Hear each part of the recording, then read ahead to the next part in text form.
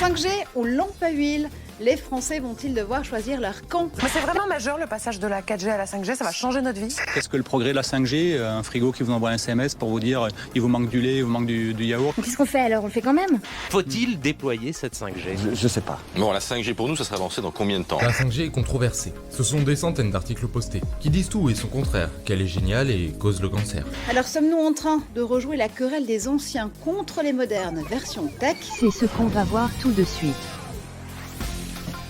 Et oui, sacré dossier qu'on ouvre aujourd'hui, hein, Raphaël. Bonjour Raphaël et bienvenue sur RMC. Tout un programme là. Ouais, la 5G. On est aussi en fait entre la révolution qui va tous nous sauver ou la fin du monde qui va tous C'est ça. qui va être Alors il y a drame. peut-être un juste milieu. Hein. On espère en tout cas parce que sinon ça va être problématique. Bon, vous l'avez compris, jusqu'à 10h sur RMC avec Raphaël et nos invités qu'on va vous présenter dans un instant. On va s'attaquer au gros sujet du moment, la 5G. On est tous connectés aujourd'hui, on a tous un smartphone. Demain, on se connectera en 5G, c'est le sens de l'histoire parce que c'est plus rapide, parce que ça a des avantages indéniables par rapport à la 4G. On va tout vous expliquer et puis bien sûr, vous allez pouvoir poser vos questions dès maintenant hein, au 3216 ou via l'appli RMC et Direct Studio. N'hésitez pas, on va en parler pendant 1 heure, c'est une émission événement aujourd'hui. Oui, on fait une émission spéciale. Exceptionnellement, il n'y a pas de conseils. Ça nous arrive d'en faire des spéciales comme ça de temps en temps sur des sujets importants. Et c'est vrai qu'il nous a semblé quand même qu'avec tous les débats, des caricatures dans les deux sens d'ailleurs, hein, dans le côté, comme je disais, révolutionnaire ou dans le côté dramatique, et puis une dimension politique qui a pris cette 5G, alors que ça reste une technologie qui dépendra, je pense ne pas me tromper en disant ça, avant tout de ce qu'on en fera. Mais voilà. Quand même. Alors, on va en parler avec nos invités. Je le disais, n'hésitez pas à nous appeler hein, si vous avez des questions, si vous êtes pour la 5G, parce que vous vous rendez compte que bien voilà, c'est le sens de l'histoire et c'est le progrès. Ou alors, si vous avez des interrogations, notamment sur l'aspect santé, hein, parce que c'est ce qui remonte actuellement. Hein. C'est vrai qu'il y a plein de gens se posent la question est-ce que la 5G est mauvaise pour notre santé? Il y a deux grandes questions. Il y a l'aspect sanitaire, c'est vrai, les ondes, parce que ça peut faire peur, parce qu'on ne les voit pas. Ce qui n'est pas un nouveau débat. Hein. À l'époque de la 3G et de la 4G, on avait les mêmes questions. Mais ce qui reste un débat aussi légitime. Après, l'idée, c'est de voir ce qu'on en sait. Mais effectivement, c'est normal de se poser la question de l'exposition aux ondes. Et puis, un autre débat tout à fait légitime, comme je disais, est-ce qu'on va en faire de cette 5G? Est-ce qu'on va en faire n'importe quoi? Et c'est-à-dire multiplier les usages et finalement aller vers un impact écologique très négatif? Ou au contraire, est-ce que ça va permettre d'économiser de l'énergie? On parle beaucoup de mieux organiser par exemple l'agriculture, certaines usines pour améliorer la production, la productivité, utiliser in fine en fait moins de composants, moins de matériaux. Donc c'est aussi un argument pour la 5G, en faveur de la 5G. Donc on va essayer de débattre de tout ça. On en parle avec nos invités. Nicolas Guérin est avec nous. Bonjour Nicolas Guérin. Bonjour. Vous êtes le président de la Fédération française des télécoms. En fait, vous représentez les opérateurs télécoms, les Bouygues, les Orange, les SFR, les Free Mobile et puis tous les autres. Je sais pas, oui, il y en a d'autres. Hein, c'est les MVNO, hein, bien sûr. Post Mobile, vous avez la SNCF, vous avez un tas d'opérateurs. Exactement. Je vais en oublier, vous allez me mettre mal à l'aise, mais voilà, il y en a quand même pas mal. Il y en a beaucoup. Notre deuxième invité, Gilles Brégan, vous êtes le directeur général de l'Agence nationale des fréquences, l'ANFR. Bonjour. Bonjour. Donc, avec vous, on va essayer de décrypter la 5G, hein, Raphaël, expliquer ce que c'est. Et dans un instant, on évoquera aussi cette fameuse fracture numérique, parce que c'est bien beau de parler de 5G, de parler du futur, mais on a encore une fois, et je le répète souvent quand on évoque ce sujet des télécoms, Raphaël, et on est témoin des messages qu'on reçoit. On en a beaucoup. On a énormément d'auditeurs aujourd'hui qui n'arrivent pas à avoir une connexion Internet correcte, alors que nous, ici, dans nos studios parisiens, dans le confort de la fibre optique, etc., on évoque le futur. Donc c'est un sujet qu'on n'oublie pas, qu'on évoque. Il y a encore énormément de communes en France où il n'y a pas de 4G, où il n'y a pas de fibre optique, où on a une connexion ADSL qui est mauvaise. Hein. Qui est mauvaise. On doit passer parfois par le satellite, c'est très cher là encore, et puis c'est pas très bon. Il y a les solutions des box 4G aussi qui peuvent être intéressantes. C'est pour ça que demain il y aura aussi peut-être des box 5G. Mais pour commencer, on va peut-être revenir au commencement. Je vais me tourner vers Nicolas Guérin. Nicolas Guérin, expliquez-nous très simplement déjà ce qu'est la 5G, qu'est-ce que ça change par rapport à la 4G. Alors, la 5G, donc c'est évidemment, comme son nom l'indique, la 5e génération de mobile. Si vous voulez synthétiser, la 1G, c'était la voix. La 2G, c'était les voix plus SMS. La 3G, on entrait dans le début du monde Internet. 4G, on avait plus de puissance, plus d'accès à Internet. La 5G, c'est une évolution de toutes ces technologies qui va vous permettre d'abord, effectivement, d'accéder à des débits beaucoup plus importants, 10 fois plus importants que ce que permettait la 4G. Et c'est aussi une technologie qui a une originalité qui est ce qu'on appelle la latence, c'est-à-dire le temps. Le temps que prend la communication entre un objet, un téléphone et le réseau est quasiment instantané. On entre dans le monde de l'instantanéité. Et donc, ça ouvre un champ de possibles extraordinaire en matière de technologie. Alors justement, on va être concret aussi. Alors on disait la voix, la 2G, la voix, les SMS. La 3G, les premières données. Donc pour faire simple, on a pu charger des sites web. La 4G, on a pu charger des vidéos. La 5G, qu'est-ce qu'on pourra charger qu'on ne peut pas charger aujourd'hui ? Alors, vous pourrez charger un tas de services beaucoup plus vite, mais encore une fois, je crois que c'est pas le débit qui est ce serait vraiment très réducteur de ramener la 5G à simple augmentation de Donc débit. c'est pas Ce qui sera un fait. Oui. C'est-à-dire qu'on aura plus de débit quoi qu'il arrive. C'est quelque chose en plus, Oui. effectivement. Mais ce qui est très très important, c'est cette idée de latence et d'instantanéité. Je crois qu'il faut prendre des exemples pour comprendre très concrètement. Imaginez que vous voulez connecter une voiture. Une voiture sur une route qui passe, qui a des appareils de sécurité. Si vous n'avez pas une latence et un temps de réaction très très court entre votre voiture connectée en mobile 5G et le réseau, la sécurité n'est pas totale.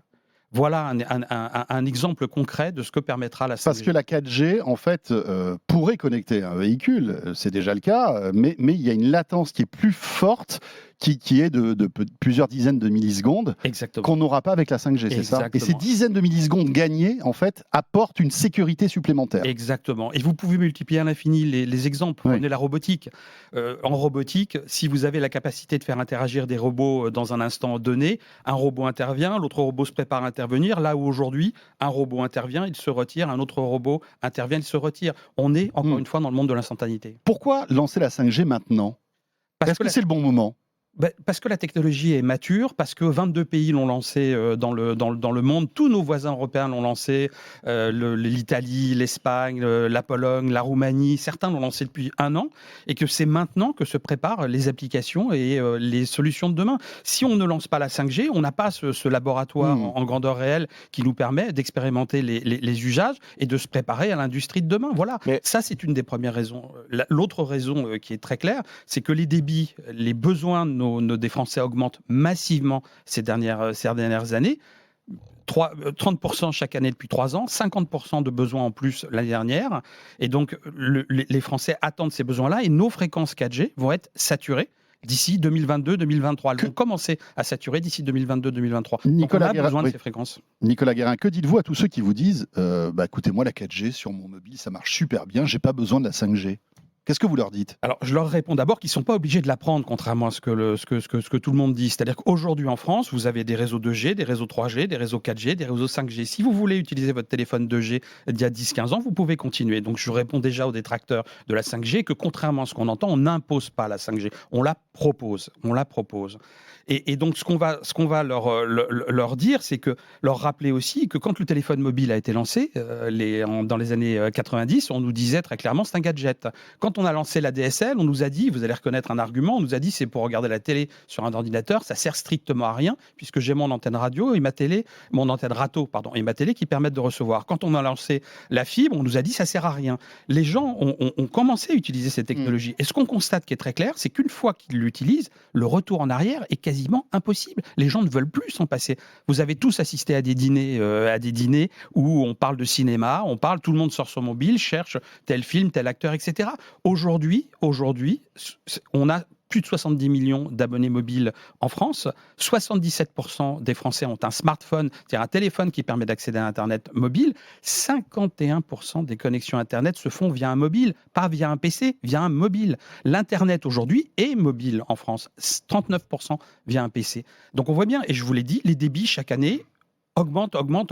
Qu'on parle de 5G ou pas, les débits augmentent. Mais finalement, Nicolas Guérin, on nous a vendu aussi, c'est peut-être un peu moins le cas d'ailleurs maintenant, la 5G comme une révolution. Alors que là, finalement, on s'aperçoit que c'est peut-être juste... Oui, c'est une transition, en fait. Oui, quand on dit désengorger les réseaux mobiles, ça ne veut pas dire avoir une meilleure connexion. Ça veut dire que dans 2-3 ans, si on va, je ne sais pas moi, à la Défense, Avec la 4G, on pourra plus se connecter, ça marchera moins bien parce qu'il y aura trop de monde qui se connecteront aux antennes, et qu'avec la 5G, ça marchera, ça fonctionnera. Mais donc, ça veut dire aussi que, je sais pas, moi, le 1er janvier 2021, je me mets à côté d'une antenne 5G qui va être activée. Est-ce que je vais avoir une différence ? Oui, vous aurez une différence de débit si vous utilisez un service 5G, si vous utilisez la 5G. Comment ça va marcher au démarrage ? Au démarrage, vous serez en 4G classique, vous téléphonerez en classique, et si vous utilisez un service 5G, vous vous connecterez. Mais c'est quoi un service 5G ? C'est les services dont je vous ai parlé, c'est les services à l'infini. Mais Netflix, si je veux télécharger une vidéo Netflix, si vous téléchargez Netflix, vous utilisez la 4G, vous utilisez la 4G, et si la 5G est là, vous le téléchargerez beaucoup plus rapidement, mais c'est tout. C'est pas ça la 5G. Réduire la 5G à télécharger des contenus, c'est au démarrage un peu ça, mais surtout ce qui est important sur la 5G, c'est pas tellement l'usage grand public, c'est vraiment l'usage grand public direct, c'est vraiment l'usage industriel qui va pouvoir être... C'est un mouvement de fond en fait. Oui. C'est un mouvement de fond, parce que ça va prendre 10 ans, faut le préciser, pour connecter la France en 5G à, je sais pas moi, 90% de la population, 95% de la population, ça va prendre 10 ans. Donc il n'y aura pas un moment où vous allez, quand je dis vous, c'est les opérateurs, puisque ça doit être lancé en fin d'année, vous allez appuyer sur un bouton et tout le monde aura la 5G. Ça va être très très très progressif, on est d'accord. Et d'ailleurs, je vous le redis, on va maintenir les technologies passées aussi. C'est-à-dire qu'encore une fois, je ne sais pas si peut-être que la 2G ou la 3G, une des deux disparaîtra parce qu'elle commence à être ancienne, mais on aura toujours 2G ou 3G pour la voix, pour les SMS, 4G pour les débits classiques Internet, et puis 5G pour les services spéciaux, pour les besoins plus supérieurs, et notamment la voiture connectée, la robotique, etc. etc. Nicolas Guérin, alors vous qui êtes au cœur du réacteur en tant qu'opérateur télécom, est-ce que la 4G commence à saturer et est-ce que la 5G peut être aussi un ballon d'oxygène pour proposer la même qualité de service aux Français ? Alors aujourd'hui non, mais ça va arriver. Ça va arriver effectivement. On estime que la 4G va commencer à saturer dans les zones où il y a le plus d'usagers, le plus de population, 2022-2023. Plus massivement à partir de 2026. Donc effectivement, les fréquences 5G, la 5G sera nécessaire pour permettre de maintenir une qualité de service. En gros, pour résumer, si on reste en 4G, dans 3-4 ans, on aura du mal à surfer sur Internet parce qu'il y aura tellement de monde avec des smartphones connectés en 4G qu'on n'aura plus de débit, en fait, c'est ça ? Vous aurez une baisse de qualité. Vous aurez effectivement une baisse de qualité très significative. Donc il y a la nécessité à passer aussi à un nouveau réseau pour désengorger la 4G. Exactement. Et on a pas une question, mais un témoignage d'ailleurs sur Direct Studio de Peter qui nous dit « Vous me faites doucement rigoler avec votre 5G quand il existe en France des coins comme chez moi où la 1G fonctionne mal. » Et justement, on a Jean-Marc qui a un témoignage et des choses à nous raconter. Bonjour Jean-Marc. Oui, bonjour. Bienvenue Jean-Marc. Je vous présente donc Raphaël Grabli que vous connaissez, Nicolas Guérin, le président de la Fédération française des télécoms, et aussi Gilles Brégand, donc directeur de l'ANFR. On vous écoute. Oui, bonjour. Alors, moi, j'avais contacté RMC il y a quelques temps à propos de cette 5G. Donc, aujourd'hui, effectivement, si ça nous donne plus de vitesse, plus de rapidité, accès à beaucoup plus de choses, pourquoi pas. Seulement, aujourd'hui, il y a encore des coins en France où il y a des zones blanches. Pour être très concret, moi, j'habite dans le Nord-Isère, pas très loin de Bourgoin-Jallieu, à la Berpillière exactement. J'avais un abonnement ADSL qui fonctionnait relativement bien, sauf que quand vous avez 2 étudiants à la maison et que vous êtes confinés, là, c'est plus la même chose. Il y a 18 mois, on a eu l'installation de la fibre dans notre commune par un opérateur téléphonie. Moi, je suis chez Orange, donc c'est un concurrent Orange, désolé. Cette société a installé la fibre, l'a tellement bien installée qu'il a fallu la réinstaller 2 fois. Et lorsque j'ai voulu demander mon accès à la fibre à Orange, c'était tout un sketch, excusez-moi du terme, dans le sens où les fils d'accès à la fibre dans le regard devant chez moi avaient été coupés au ras, donc l'installation a dû être faite. Ensuite, pour avoir la fibre, donc tout a été installé chez moi, mais lorsqu'ils ont voulu aller à l'armoire de répartition, ils avaient soi-disant perdu la clé, mais la serrure avait été changée par l'autre opérateur. Enfin, c'est tout un sketch. Et alors, vous en êtes où aujourd'hui ? Vous l'avez cette fibre ou pas, Jean-Marc ? Ça faisait 18 mois que j'attendais, je ne savais plus quoi faire. J'ai un ami qui travaille chez Orange, qui est cadre chez Orange. Lors d'une soirée, je lui en parle, je dis voilà, il me dit c'est pas vrai, je dis si, il me dit écoute, je m'en occupe. 10 jours après, j'avais la fibre chez moi. Ah, pistonné, Jean-Marc, dites-moi. Non, mais Vous connaissez peut-être Nicolas Guérin directement, alors non, attendez. C'est pas bien, mais outre le fait que voilà. Ce que vous pointez du doigt, c'est la complexité parfois pour certains logements d'accéder à la fibre alors qu'elle est à proximité. C'est ça en gros, pour résumer. Absolument. Et puis je vais employer un terme assez dur, mais c'est la guéguerre entre tous les opérateurs. Dans le Nord-Isère, c'est pas Orange qui a eu l'autorisation, qui a eu l'agrément pour installer la fibre. La SERP, je crois, donne des concessions de 3 à 6 mois. Un an après, impossible quand même d'avoir la fibre. Donc voilà, c'est. Il y a des tensions, Nicolas Guérin, entre les opérateurs télécoms quand un opérateur est l'acteur qui installe la fibre dans une région. Non, je crois qu'on est vraiment. Vous n'allez pas me dire oui, de toute façon. Oui, en tant que président de la Fédération française, ça aurait été compliqué. Oui, et puis en plus, je ne Mais vous ne pouvez pas nier ce type de témoignage. Alors non, il y a deux sujets. Votre question sur la situation de la concurrence entre opérateurs, on est en France sur un marché qui est extraordinairement concurrentiel, d'accord ? Donc tous les opérateurs croient à la fibre aujourd'hui, croient à la 4G, croient à la montée des débits, et donc se mènent une guerre commerciale très clairement, très très intense, avec des tarifs, on a les plus bas tarifs d'Europe en France, donc il y a réellement une guerre commerciale. Alors elle consiste pas à ne pas aller dans les zones où les opérateurs sont. On va vraiment, effectivement, tous, on essaye d'aller prendre des clients aux concurrents, ça s'appelle la concurrence, c'est ça, c'est normal. Maintenant, ce que signale monsieur sur les difficultés opérationnelles, il faut bien comprendre, on a mis 50 à 70 ans pour construire le réseau cuivre. 50 à 70 ans pour construire le réseau cuivre. Oui. En 10 ans, on doit raccorder 40 millions de foyers à la fibre partout en France. C'est un chantier pharaonique. Alors oui, quand on veut aller vite, quand on va vite, quand on a des attentes de nos clients qui sont très fortes, on déploie très rapidement. Et effectivement, parfois, ça peut entraîner quelques difficultés techniques, soit de lignes très compliquées, soit parce qu'on va trop vite, effectivement. On a une industrie de la production de la fibre qui est énormément sous pression aujourd'hui, avec des problèmes de ressources, d'emploi. Le Covid, le confinement n'a pas du tout arrangé les choses, puisque effectivement, on a des gestes barrières qui rendent plus difficiles les interventions. On a continué même pendant la période de confinement à produire. Là où le BTP était arrêté à 90% pendant la période de confinement, nous, on a réussi à maintenir des 30, 40, puis 50% de production. Donc, on continue à produire. On est tous mobilisés opérateurs avec notre filière industrielle pour produire. Et oui, parfois, et je ne nie pas du tout ce que dit cet auditeur, on a des difficultés techniques. Donc, on réintervient. C'est pas parfait à chaque fois, mais on avance, on progresse. Et aujourd'hui, sur les 40 millions de foyers qui doivent être accordés, on en a plus de la moitié qui sont raccordés à la fibre. Et on a aujourd'hui 12,3 millions de clients fibre en France. Ce qui est quelque chose de... Sincèrement, en Europe, on est le premier pays. On a la plus grosse infrastructure de fibre de toute l'Europe. On est le premier pays en termes d'infrastructure. Raphaël, on explique la 5G ce matin sur RMC. On revient dans un instant. Il est 9h25. Nos invités, Nicolas Guérin, président de la Fédération française des télécoms, et Gilles Brégan, directeur général de l'Agence nationale des fréquences. On a plein de questions aussi à poser à Gilles Brégan. Et merci à Jean-Marc pour ce témoignage. 32-16 si vous voulez réagir. RMC, 9h-10h. Votre vie numérique. François Sorel. Raphaël Grabli. 9h32, nous sommes de retour sur RMC, c'est le week-end des experts, la vie numérique, et on vous propose une émission exceptionnelle ce matin avec Raphaël Grabli. On évoque la 5G, qu'est-ce que c'est, à quoi ça sert, est-ce qu'il y a aussi, on va dire, des conséquences sanitaires, on va l'évoquer dans un instant avec notre invité. Je vous rappelle que nous sommes avec Nicolas Guérin, le président de la Fédération française des télécoms, et Gilles Brégan, donc directeur de l'Agence nationale des fréquences, la NFR. Oui, et puis on va enchaîner sur une dernière question à Nicolas Guérin. Après, on passera aussi avec Gilles Brégan. On va parler fréquences, exposition aux ondes, etc. Nicolas Guérin, je vais vous poser une question qui, je pense, résume quand même pas mal tous les messages, beaucoup de messages qu'on reçoit.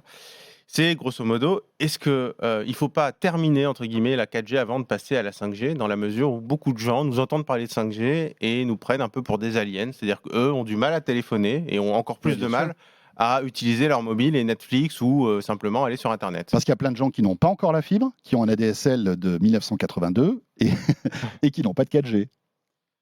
Alors, je crois qu'il ne faut surtout pas opposer les technologies. C'est-à-dire qu'on a une chance extraordinaire en France, c'est qu'en fait, on a des programmes qui prévoient le déploiement de la 4G, le déploiement de la fibre et qui vont prévoir le déploiement de la 5G, avec des engagements que prennent les opérateurs envers les pouvoirs publics, envers le régulateur, sous le contrôle d'ailleurs de l'ARCEP, notre régulateur. Et ces engagements vont permettre aux Français de disposer du meilleur des 3 réseaux. Et je pourrais même rajouter d'ailleurs le satellite, puisqu'on va lancer des offres de satellites de nouvelle génération avec des débits qui vont augmenter, sans parler de la boucle locale radio, effectivement, qui aussi est disponible dans certaines communes pour apporter des débits. Donc la 4G et pas la 5G ne sacrifie pas la 4G. Au contraire, la 4G, elle est partie, elle est déployée. Le New Deal mobile, qui est un accord qui a été passé en 2018 entre le gouvernement et les opérateurs, est lancé sur les 84 000 antennes 4G aujourd'hui qui existent. 75 000 sont déjà passées en 4G et donc ça permet d'augmenter les débits pour tous les gens qui ont déjà un accès à la 2G et à la 3G. Mais qu'est-ce que vous dites à tous ceux qui aujourd'hui n'ont pas de fibre optique,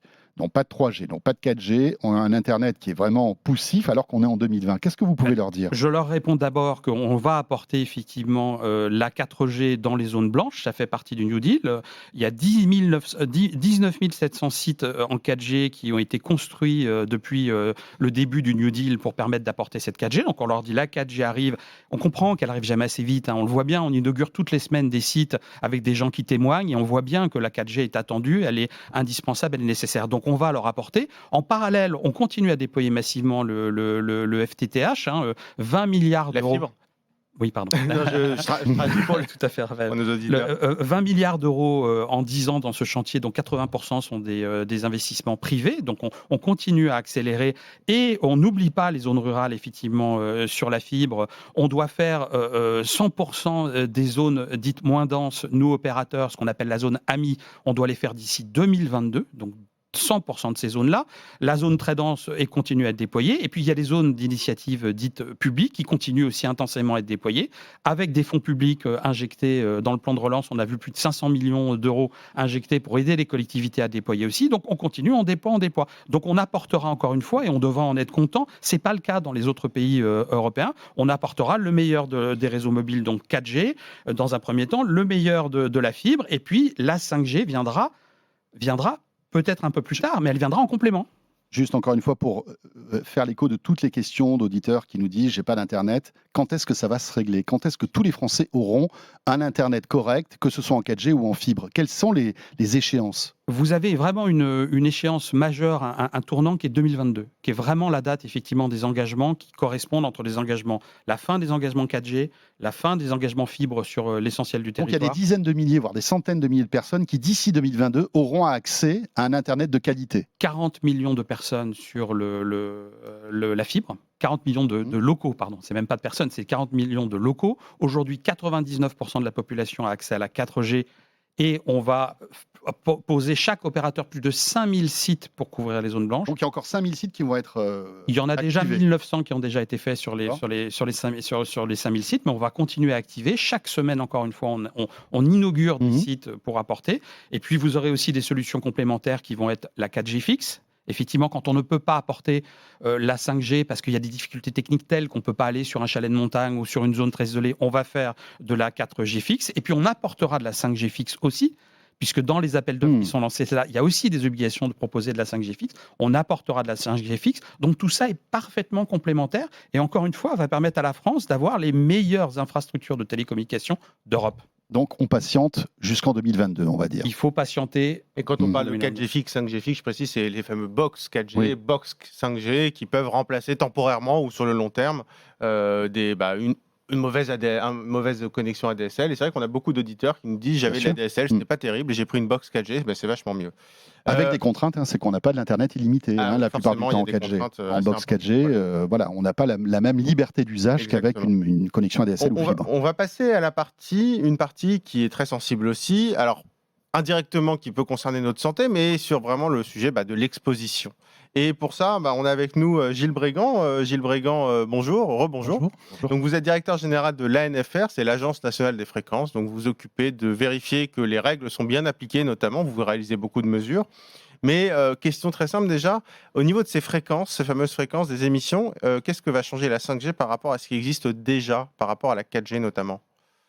La 5G, c'est vraiment une évolution, comme l'a dit Nicolas, c'est-à-dire qu'en fait, c'est une technologie qui est plus efficace que la 4G. C'est la 4G en plus fiable, en plus pro.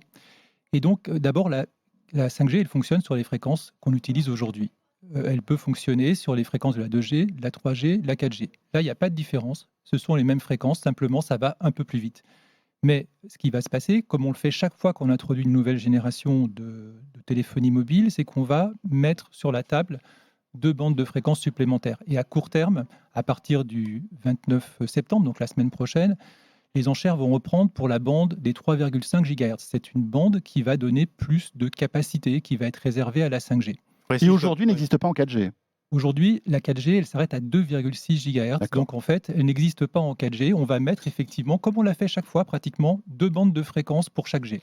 Et on précise les enchères, c'est-à-dire que les opérateurs, les 4 opérateurs principaux, vont devoir donner de l'argent à l'État pour pouvoir utiliser un bout chacun de ces fréquences pour pouvoir utiliser le débit. Les chéquiers commencent à être sortis. Là. Oui, mais il faut peut-être souligner aussi, comme on l'a fait auparavant, que l'État il a aussi mis de l'argent sur la table en abandonnant le montant des licences 2G, 3G, 4G qui devaient être renouvelées, justement pour gérer l'aménagement du territoire avant de parler 5G. Donc l'État a fait les choses dans l'ordre. Il a commencé par faire ce qu'on appelle le New Deal mobile, qui consiste à dire on va mettre la couverture mobile partout en France. Donc ça a été lancé et ça va se réaliser sur plusieurs années.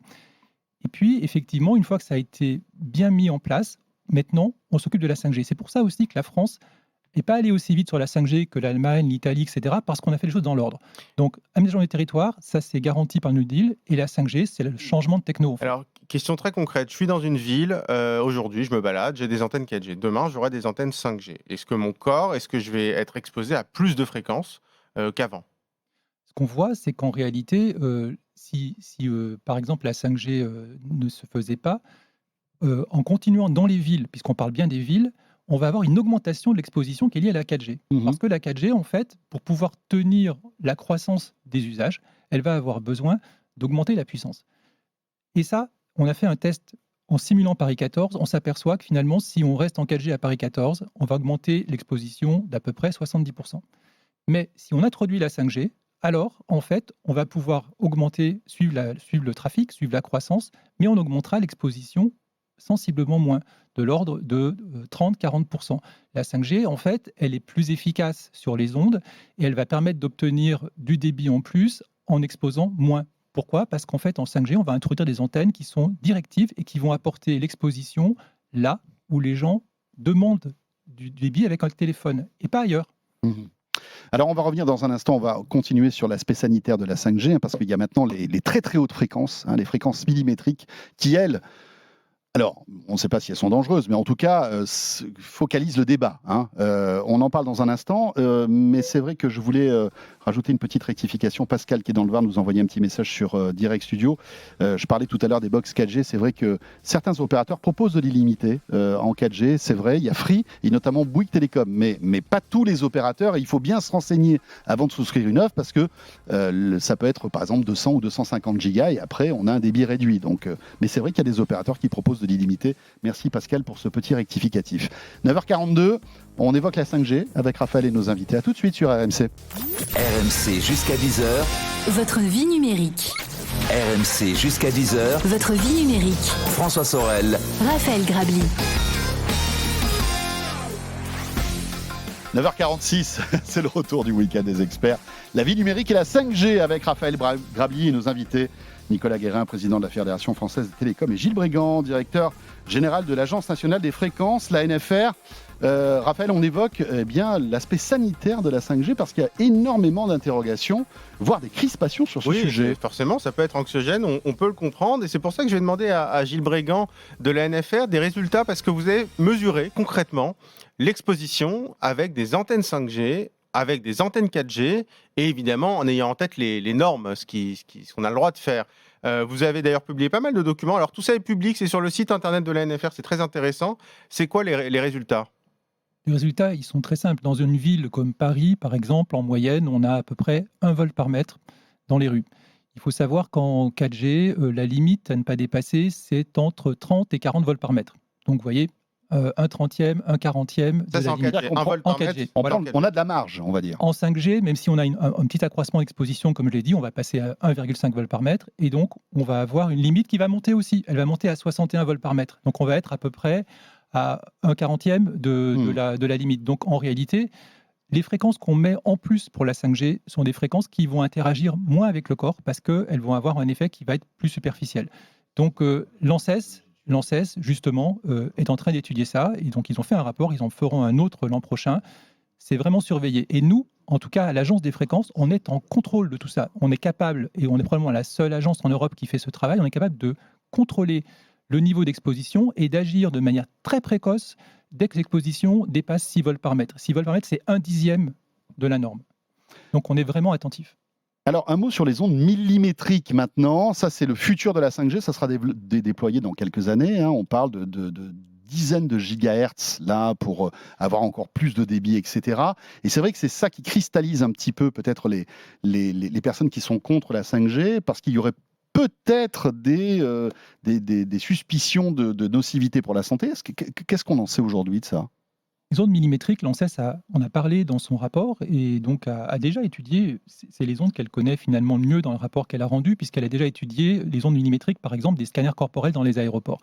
Et donc elle considère que les ondes millimétriques sont finalement relativement plus protectrices parce qu'elles sont très superficielles. Elles ne pénètrent pas en profondeur, elles vont pénétrer sur 1 centimètre. Ça s'arrête à la peau, à l'épiderme. Oui, en fait. voilà, pas 1 centimètre, peut-être un petit peu plus, parce qu'on n'a pas une peau d'1 centimètre. Non, disons que ce n'est pas du tout comme les ondes qu'on utilise aujourd'hui en 4G, qui en fait, finalement, vont jusqu'aux organes à l'intérieur du corps. Mais bon, l'ANFR n'a pas de compétences sanitaires, donc je ne vais pas approfondir ce point-là. Simplement, le point qui est important, c'est que les ondes millimétriques, elles ont fait beaucoup de controverses, parce que ça a été la solution pour que les Américains introduisent la 5G en Amérique pour aller plus vite. Et ce n'est pas une très bonne solution, puisque les ondes millimétriques portent à peine plus que le Wi-Fi. Donc nous, on s'en servira en Europe après, et en France en particulier, puisqu'aujourd'hui, on n'a pas d'autorisation pour les ondes millimétriques. On a le temps de les étudier à fond. On fait des mesures, nous, d'ondes millimétriques, avec les opérateurs et les constructeurs, par exemple dans la gare de Rennes, et on est en capacité de donner toutes les informations avant que ce soit autorisé vers 2022. Donc on saura tout des ondes millimétriques et on pourra prendre une décision en connaissance de cause. Simplement, on précise, ces ondes millimétriques, ce sera plus pour 2023-2024. Et le premier morceau de la 5G qui va arriver fin 2020, c'est des ondes finalement qui sont assez proches de celles de la 4G. Pour résumer. En fait, tout à fait. Et ce sont les ondes, d'abord celles de la 4G, parce que la 5G pourrait démarrer dès aujourd'hui sur les ondes de la 2G, 3G, 4G. C'est autorisé. Oui, bien sûr. Et il faut aussi le dire, on a beaucoup parlé des zones blanches. Dans les zones blanches, il y a quoi aujourd'hui ? Souvent, il y a de la boucle locale radio. Il y a à peu près 1500 émetteurs de boucle locale radio en zone blanche. Et cette boucle locale radio, elle marche sur la bande 3.5 qui va être utilisée 3 giga 5 qui est utilisée par la 5G. En fait, on baigne dans certaines zones dont 3,5G. Dans des départements ruraux, aujourd'hui, on a des dizaines d'antennes qui couvrent des villages avec la bande 3.5. Donc la bande 3.5, on la connaît quand même un peu. Donc, Nicolas, juste pour résumer, la 5G, sans doute le lancement commercial d'ici la fin de l'année. C'est un secret de polichinelle pour... il y a certains opérateurs qui vont sans doute dégainer les premières offres d'ici la fin de l'année. Est-ce que ça va coûter plus cher pour les clients ? Ah là, c'est la bonne question. Vous l'attendiez, celle-là. Oui, je l'attendais. Et je, en tant que président de la FFT, chaque opérateur est en train de fourbir ses armes. Vous imaginez bien que je ne vais pas venir en révélant les offres commerciales qu'entendent faire les opérateurs. Vous avez quelques déclarations publiques qui se veulent rassurantes sur le fait qu'on ne va pas atteindre l'explosion des tarifs dont certains détracteurs de la 5G parlent. Donc, on n'en sait rien en fait. Quel sera le tarif qui sera appliqué. Après, c'est de la concurrence. Oui, c'est la concurrence, mais en tout cas, ce qu'on sait, c'est qu'il y aura une totale complémentarité et que les Français auront le choix. Je vous expliquais tout à l'heure qu'on avait la 2G, la 3G, la 4G, la 5G. Il y aura des gammes de tarifs qui permettront, en fonction des débits dont vous avez besoin, des débits dont vous consommez, de payer plus ou moins cher. Mais encore une fois, tout ça, le consommateur choisira. Et il y aura forcément une guerre concurrentielle très très forte entre les acteurs. On a les tarifs les plus bas d'Europe en France. Il y a un argument qui est à la fois économique et écologique dont on parle beaucoup, c'est tout le monde va devoir changer de smartphone. Alors, j'ai un peu répondu à la question la semaine dernière dans mon conseil, mais est-ce que demain, il va falloir changer de smartphone pour prendre un smartphone 5G et est-ce qu'on va devoir accélérer ce changement ? D'abord, vous n'êtes pas obligé de prendre un téléphone 5G si vous n'avez pas besoin de la 5G. Vous pouvez encore une fois rester 2G, 3G, 4G. Aujourd'hui, on a 68 millions d'abonnés mobiles en France. On a à peu près 20 millions de téléphones mobiles qui sont changés par an. 20 millions de téléphones mobiles. Donc quand on voit le rythme de déploiement de la 5G, le rythme de changement des terminaux aujourd'hui, la 5G va totalement s'inscrire dans ce mouvement et je ne pense pas qu'elle va accélérer le mouvement de changement. Elle va s'inscrire dans ce mouvement-là. Ce qui est le plus important pour moi, c'est plutôt de parler du recyclage des terminaux. Et c'est plus ça qu'il faut regarder. C'est comment effectivement regarder tout ce que font les opérateurs aujourd'hui pour donner une seconde vie à ces terminaux, leur permettre d'être recyclés, d'être réutilisés ou recyclés, que les matériaux soient recyclés pour les générations suivantes de terminaux. Et c'est ça le vrai débat pour moi.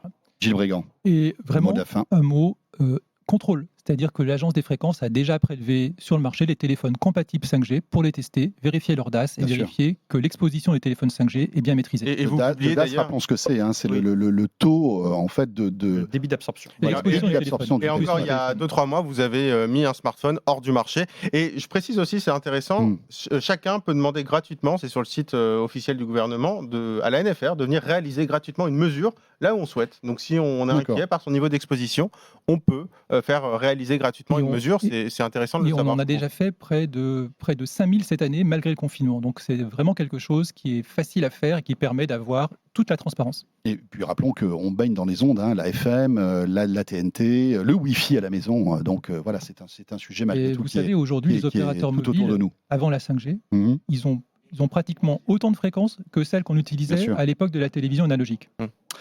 On aura l'occasion de reparler. Merci beaucoup à nos invités, Nicolas Guérin et Gilles Brégant. Raphaël, passionnant, hein, bien sûr. Oui, on aimerait que ça dure un peu plus longtemps. On y reviendra, on aura d'autres occasions, bien sûr.